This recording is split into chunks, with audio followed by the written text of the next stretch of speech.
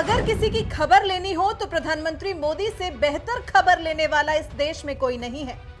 वो जब भी किसी पर हमला करते हैं तो चुटकी लेने के टोन में अपने शब्दों की जादूगरी का इस्तेमाल करते हुए विरोधी नेता की ऐसी धुलाई करते हैं कि फिर वो ठीक से उठने के लायक भी नहीं बचता और कम से कम एक हफ्ते तक के लिए मीम्स बनाने वालों और हास्य कवियों और जोक्स लिखने वालों को मसाला मिल जाता है।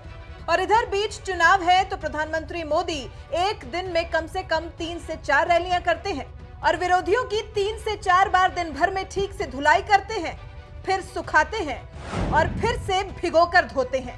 पहली बार दक्षिण भारत के दौरे पर निकले प्रधानमंत्री मोदी ने कर्नाटक के कोप्पल में रैली की और फिर जेडीएस और कांग्रेस की शामत आ गई।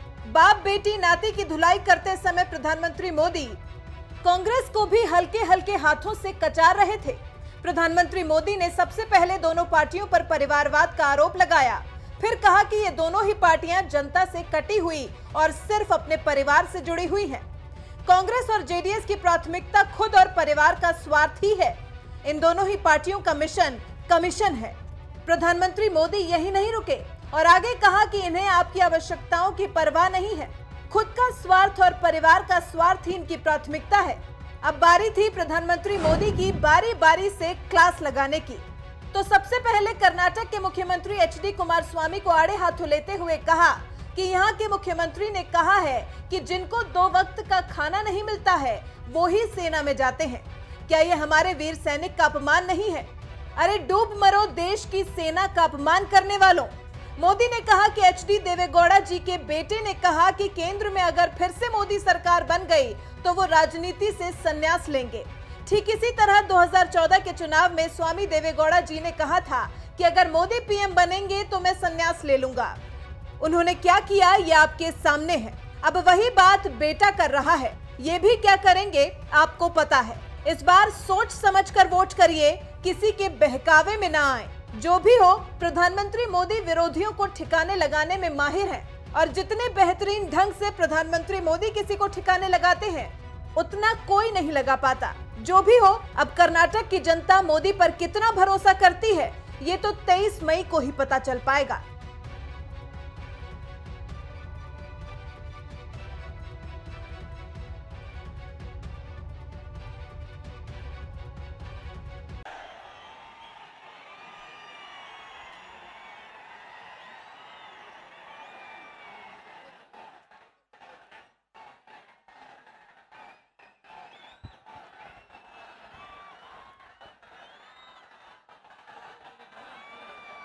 भारत माता की, भारत माता की।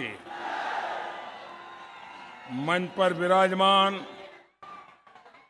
भारतीय जनता पार्टी के प्रदेश के अध्यक्ष श्रीमान येदियुरप्पा जी, भाई जगदीश शेट्टर जी,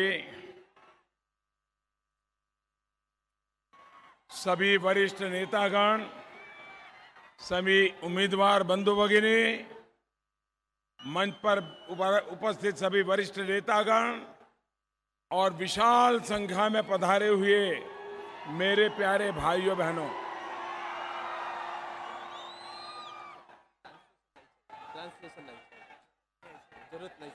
लोगों को मना करने दो। आपका भाषा समझ में मुझे बता रहे हैं कि ट्रांसलेशन की जरूरत नहीं है। बिल्कुल, अरे गजब का यार है आपका।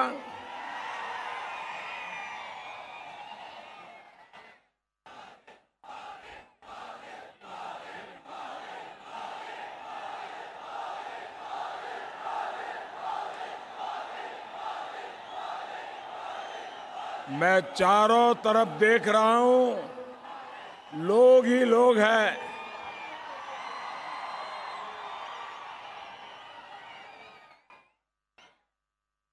बंधु गलिगे नमस्कारಗಳು। पूज्य गवी सिद्धेश्वर स्वामीಗಳ ಚರಣಗಳಿಗೆ, ಗವಿ ಮಠದ ಸಂತ ಪರಂಪರೆಗೆ ಭಕ್ತಿಪೂರ್ವಕ ಪ್ರಣಾಮಗಳು। ಈ ಭೂಮಿಯಲ್ಲಿ ಜನಿಸಿದ್ದ ಎಲ್ಲ ಮಹಾತ್ಮರಿಗೆ ನನ್ನ ನಮನಗಳು। भाइयों बहनों, इतनी भयंकर गर्मी में आप हम सबको आशीर्वाद देने के लिए आए, मैं आपका बहुत बहुत आभारी हूं।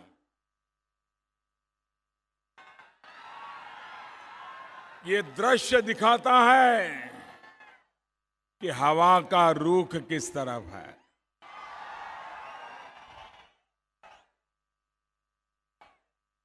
हिंदुस्तान में मुझे जहां जहां जाने का मौका मिला है, पूरे देश में फिर एक बार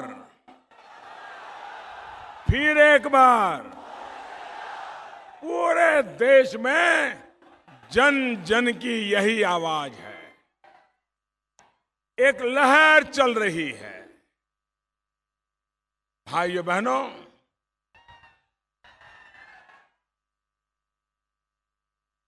मैं इस पूरे क्षेत्र के हर देवी देवता को नमन करता हूं। बंधु भगिनी, ये संयोग ही है कि मुझे रामनवमी के पहले किष्किंधा के करीब आने का अवसर मिला। श्री राम सेवक हनुमान का सेवा भाव, सबरी का भक्ति भाव यहां के कण कण में है। इसी सेवा भाव से आपके इस प्रधान सेवक ने ही आप सभी की देश की सेवा करने का एक नम्र प्रयास किया है। आपके भरपूर आशीर्वाद और सहयोग का परिणाम है कि आज जमीन से लेकर अंतरिक्ष तक भारत का डंका बज रहा है। अब मैं लोकसभा चुनाव के लिए आपका फिर से आशीर्वाद मांगने के लिए आया हूं। आशीर्वाद मिलेगा ना? यहां के सभी लोकसभा क्षेत्रों से मिलेगा, पूरे कर्नाटका से मिलेगा। मैं फिर एक बार आपका आभार व्यक्त करता हूं। मुझे बताया गया है इन दिनों भांति भांति के बयान मेरे खिलाफ आ रहे हैं।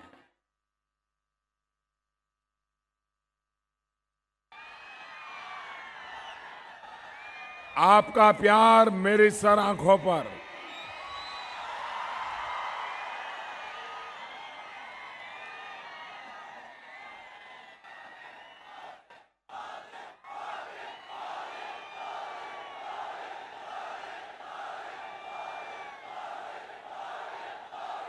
मैं आगे बोलूं?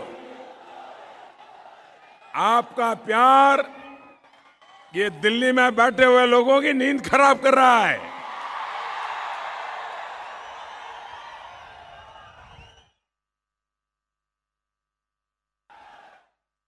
आजकल हताशा और निराशा में डूबे हमारे विरोधी दल के सभी नेता आजकल मोदी के खिलाफ अनाप शनाप बयानबाजी कर रहे हैं।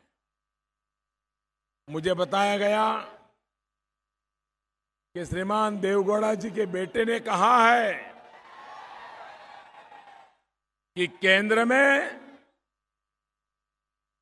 दोस्तों जगह है नहीं, आप वहीं रुक जाइए। मेरी आपसे रिक्वेस्ट है, वहीं रुक जाइए। देखिए, ऐसा मत कीजिए। हम यहां के पुलिस को सबको सहयोग करना चाहिए। हमने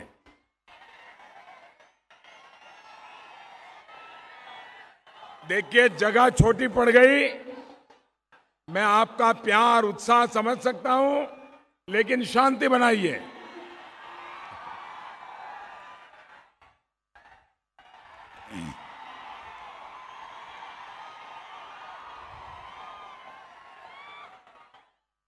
देवगौड़ा जी के सुपुत्र ने कहा कि केंद्र में अगर फिर सरकार बन गई तो वे राजनीति से संन्यास ले लेंगे। आपको इनकी बातों पर भरोसा है? ये लोग कभी सच बोलते हैं? आपको याद है 2014 के चुनाव में स्वयं देवगौड़ा जी ने कहा था कि अगर मोदी जी जीत के आएंगे, मोदी जी पीएम बनेंगे तो मैं संन्यास ले लूंगा। उन्होंने लिया क्या संन्यास? पिताजी ने संन्यास लिया क्या? बेटा संन्यास लेगा क्या? अरे संन्यास की बात छोड़ो, परिवार में जितने बच्चे हैं सबको टिकट दे रहे हैं।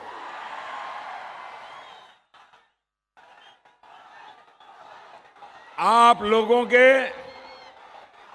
इस उत्साह को देख लेते, अगर वो अपने आईबी के रिपोर्ट से जान लेते तो शायद दोबारा ऐसा बोलने की हिम्मत नहीं करते। इस लोकसभा चुनाव के नतीजे किस तरफ जा रहे हैं, वो आपकी ये ऊर्जा या आपका जोश, आपका उत्साह बता रहा है। साथियों, 2019 ये चुनाव राष्ट्रवाद और परिवारवाद के बीच का है। नेशन फर्स्ट या फैमिली फर्स्ट, इसके बीच का चुनाव है। भाइयों और बहनों, कर्नाटक में इस परिवारवाद के प्रतीक है कांग्रेस और जेडीएस। दोनों ही पार्टियां जनता से जितनी कटी हुई है, उतनी ही सिर्फ और सिर्फ अपने परिवार से जुड़ी हुई है।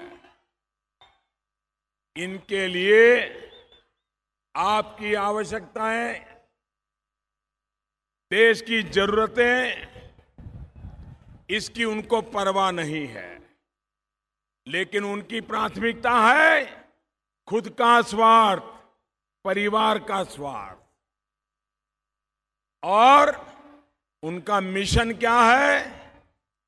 उनका एक ही मिशन है, कमीशन।